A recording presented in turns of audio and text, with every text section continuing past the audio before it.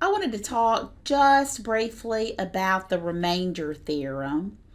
And we can use synthetic division and the remainder theorem to evaluate a function for a given constant. If a polynomial f of x is divided by x minus k, which we just did on synthetic division, the remainder is equal to whatever f of k would be. For instance, if we had this polynomial, it takes so long to write them, and I divided them, since this is k, let me put it back into x minus k form. I can do synthetic division here.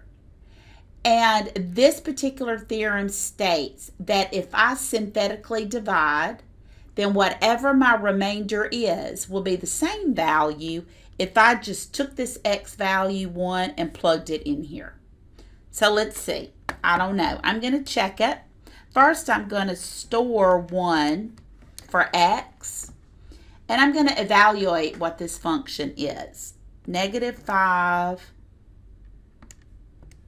x to the 4th. And this is just what we did on our last test. Plus 2x squared plus 3x plus 1. And my solution, or my value that I get, is 2. Let's use synthetic division and the remainder theorem to find f of 1. So I would take my k value and use synthetic division. Negative 4, 1, 2, 3, 1. Start with it adding and then multiplying. Add, multiply, add, multiply,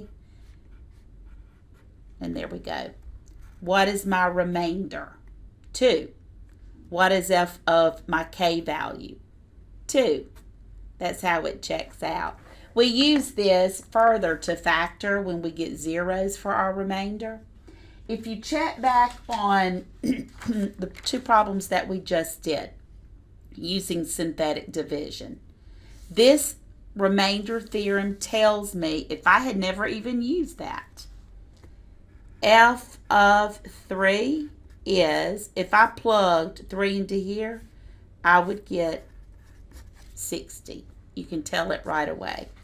Again, f of negative 4 is, without even plugging it in, you can tell it is 0. There's no remainder there.